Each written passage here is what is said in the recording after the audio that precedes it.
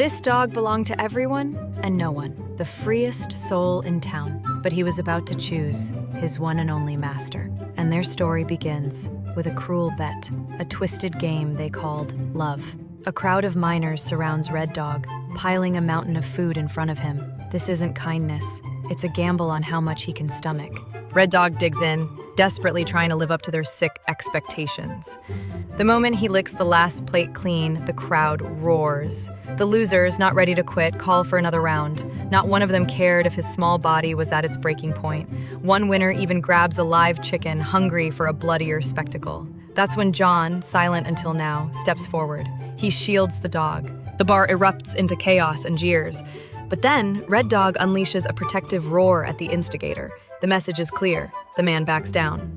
And then, the unthinkable happens. This dog, who belonged to no one, quietly falls in step behind John. A silent contract is forged. He hops into John's truck, and from that moment on, John was the only master he would ever have. Soon after, a new secretary named Nancy arrives at the mine. A breath of fresh air in this world of rough men. On the commuter bus, the guys don't even try to hide their curiosity. Nancy's gaze falls on the one seat that's already claimed, by Red Dog. The little guy lazily lifts an eye with zero intention of moving. The bus filled with the miners' good-natured laughter, but Nancy simply spoke to him, her voice soft but firm. And incredibly, the dog understood.